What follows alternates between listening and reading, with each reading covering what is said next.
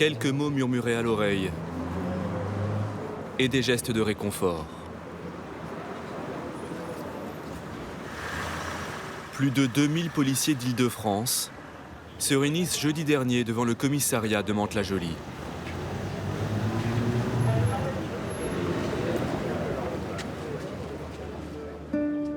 Ils viennent honorer la mémoire de leurs collègues, Jean-Baptiste Salvin et Jessica Schneider, tués à l'arme blanche lundi soir, chez eux, par un terroriste.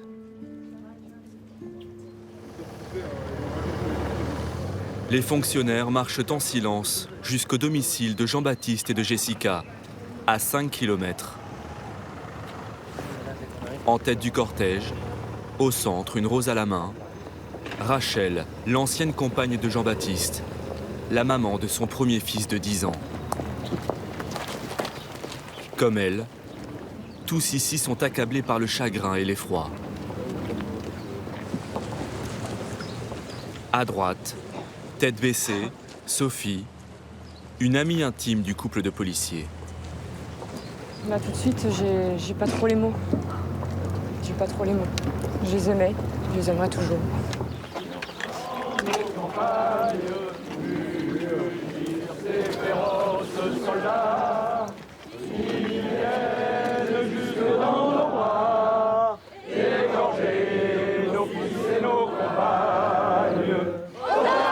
Une Marseillaise aux paroles terriblement de circonstance. Elle a été comme une bête et lui poignardé à de multiples reprises. Comment pourrions-nous ne pas être en colère et inquiets? Ce qui s'est passé chez lui, l'embuscade qui a eu lieu, elle peut avoir lieu chez n'importe lequel d'entre nous. Jean-Baptiste Salvin, 42 ans, et Jessica Schneider, 36 ans, étaient les parents de Mathieu, un garçon de 3 ans. Ils vivaient dans ce quartier pavillonnaire d'une commune de 6000 habitants. Lundi, en fin d'après-midi, Jessica rentre chez elle après son service. Elle vient de récupérer Mathieu, en première année de maternelle dans l'école voisine. Elle ignore alors qu'elle est suivie par un homme de 25 ans, Larossi Abala, qui habite une cité voisine. Il la guette, armé de 3 couteaux. À peine Jessica a-t-elle poussé la porte d'entrée, qu'Abala se jette sur elle et l'égorge. Vers 20h, Jean-Baptiste Salvin rentre à son tour. Abala le poignarde. Le policier parvient à s'enfuir. Il hurle aux voisins de se mettre à l'abri et d'appeler les secours. Mais Abala le rattrape et le frappe à nouveau. Jean-Baptiste Salvin s'effondre, mortellement blessé. L'assassin se retranche dans la maison, avec l'enfant en otage. À 20h52, il diffuse sur les réseaux sociaux cette vidéo glaçante. Il se vante d'avoir prêté allégeance à un émir de qui appelle à tuer des non-musulmans, chez eux, avec leur famille. L'euro sera un cimetière. Nous aussi Hollande, Naam, je n'ai pas oublié ta phrase. Nous aussi Hollande, nous serons impitoyables. Et j'ai été impitoyable avec ce policier et sa femme. Tout autour de la maison, les hommes du raid se déploient. Ils tentent d'abord une négociation, mais Abala refuse de se rendre. À minuit, le porte-parole du ministère de l'Intérieur s'adresse à la presse quand des détonations retentissent. Ont été entamées avec l'individu.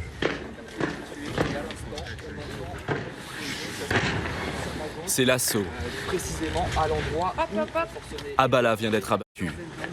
avec des boucliers, des casques des gilets pare-balles lourdement. Dans la maison, les secours prennent en charge le petit garçon. Il est indemne, mais en état de sidération. Il est conduit à l'hôpital Necker de Paris. C'est le seul rescapé de la tuerie.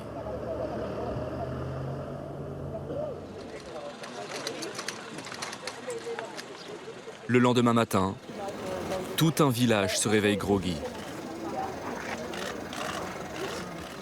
Raïs Tijani connaissait bien Jessica. Il l'a côtoyée dans une association pour des enfants en difficulté. On avait l'année dernière une collaboration avec le commissariat de Deauville, puisqu'on avait ramené 80 enfants à Deauville. Et on avait eu son soutien, justement, c'est elle qui avait fait la relation avec le commissariat de Deauville. Et c'était des gens qui avaient un grand cœur. Un couple au grand cœur qui s'est rencontré en 2009 au commissariat de Mantes-la-Jolie. Elle est agent administratif. Jean-Baptiste est commandant, le plus haut grade pour un officier. Il est décoré 2 fois de la médaille du courage. En 2005, pendant les émeutes urbaines, et en 2008, quand il porte secours à une femme agressée, alors qu'il n'est pas en service. Il y a 1 an, il est muté à sa demande dans le quartier difficile des Mureaux. Il enquête notamment sur des affaires graves de trafic de stupéfiants et de proxénétisme. Il est aussi délégué syndical aux côtés de Sabrina Rigolet. Elle se souvient d'un homme de conviction. Pour moi, c'était quelqu'un d'humain, dynamique, toujours positif. Voilà, à la recherche de trouver une solution. Donc à la fois administrativement ou policièrement sur les enquêtes. Je pense qu'il était à la recherche de perfectionner notre métier et donc forcément être au service du concitoyen. Un policier exemplaire, froidement assassiné par un délinquant connu de l'antiterrorisme, au profil ambigu et inquiétant. Larossi Abala a grandi dans cette cité des Mureaux. De parents marocains, il a 3 grandes sœurs. Sa scolarité est un échec. Il tombe dans la petite délinquance. Vol, conduite sans permis. Il travaille quelques mois à la chaîne en alternance chez Renault.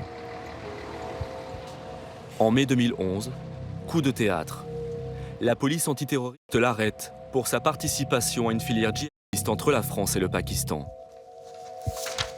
Hervé Denis, l'un des avocats qui s'occupait du dossier, parle de 8 amateurs, peu organisés. Mes confrères a parlé de pieds nickelés, moi je parle de bras cassés. Il n'y a pas d'armes, pas d'explosifs, pas d'objectifs désignés, pas de volonté de commettre des attentats en France, c'est très clair. Et Abala, c'était un factotum, un homme de main, mais sans la violence qui va avec, quoi. Je veux dire, il rendait service, quoi. Il faisait ce qu'on lui demandait de faire. Pourtant, le prétendu homme à tout faire, au rôle mineur, semble très déterminé. À l'époque, les enquêteurs retrouvent à son domicile une brochure d'Al-Qaïda et dans son agenda, soigneusement recopiée, des articles du code pénal concernant le terrorisme, mais aussi une étrange liste des espaces verts des Yvelines. À l'époque, Larossi Abala et ses complices s'entraînent physiquement au djihad dans des parcs. Un jour, ils y égorgent même des lapins. La retranscription de ces mails est encore plus inquiétante.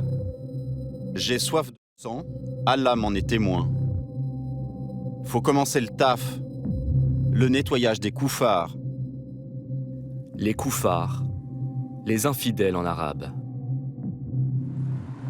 Larossi Abala est condamné à 3 ans de prison, dont 6 mois avec sursis. En détention, il se serait fait remarquer par son attitude prosélyte en faveur d'un islam radical. Mais à sa sortie, en 2013, il fait profil bas, notamment auprès de son ex-petite amie. Elle a accepté de nous parler à visage caché. Ils sont sortis ensemble pendant 4 ans, puis sont restés très proches. Il y a 1 mois, de retour de pèlerinage à la Mecque, il lui avait rapporté ses cartes postales. Selon elle, Abala était un musulman modéré. Les histoires de djihadistes au Pakistan, je sais plus quoi, là. On me disait qu'il avait rien à voir dans tout ça, que c'était une erreur de l'État, qu'il n'était pas comme ça. Puis j'avais pas cherché à comprendre. Quelqu'un de radicalisé, déjà, il va pas se permettre de parler aux femmes. C'est interdit. Moi, il voulait me parler, il voulait qu'on se voit. Il m'acceptait comme j'étais. Pourtant, vous voyez bien comment je suis habillée. Il m'a jamais fait de réflexion par rapport à ça. Abala donne même des signes de réinsertion sociale. En janvier, dans son appartement de Mantes-la-Jolie, il crée son entreprise, Dr Food, qui livre la nuit des repas à la domicile. Pour communiquer, il poste des vidéos de sa nouvelle activité sur Facebook. Regardez-le, il est tout frais, il sort à peine de chez le boulanger. Et oui, c'est la politique de Dr Food de faire que du frais. Regardez-le, il est pas beau. Larossi Abala renvoie l'image d'un jeune motivé. C'est en tout cas ce dont se souvient ce graphiste, Cédric Feuillet, à qui il commande 15 000 prospectus. Donc ça, c'était son dossier. Voilà, c'est ça. On avait fait des essais de couleurs, voilà, du rouge, du bleu, du noir. C'était son bébé, il était attaché à tous les détails.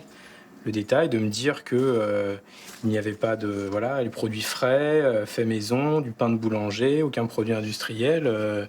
Il m'a raconté ça de manière très passionnée. Un passionné du sandwich, qui n'a pourtant jamais cessé de s'intéresser au gym. En février dernier, son nom apparaît à nouveau dans une enquête sur des départs, en Syrie cette fois. Il est placé sur écoute. Dans ses conversations, aucune menace concrète. Mais il y a 3 semaines, du jour au lendemain, son attitude change.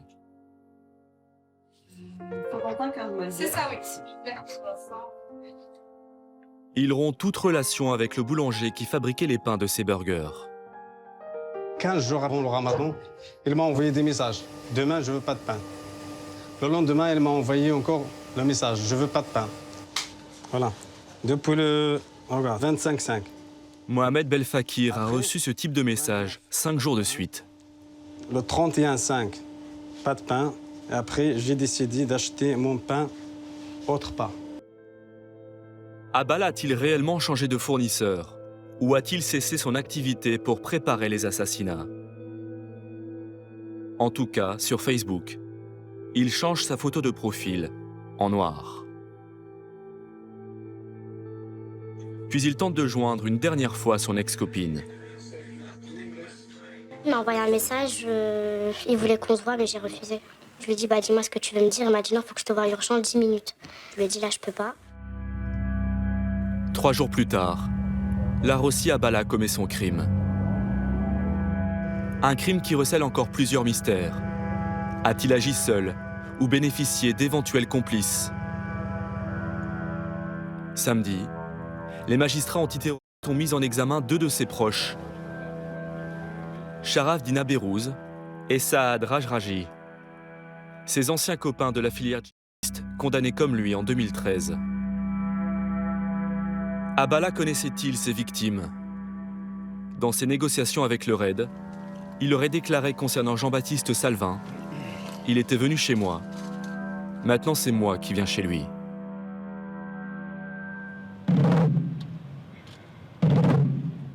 Vendredi, à la préfecture de Versailles, un hommage national a été rendu aux 2 victimes, en présence des proches.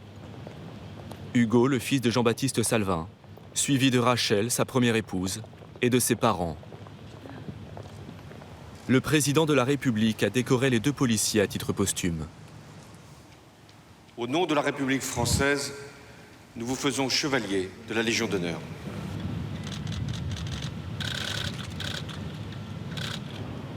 Après 2 jours d'hospitalisation, Mathieu, le petit garçon de 3 ans, témoin de la tuerie, est gardé par ses grands-parents.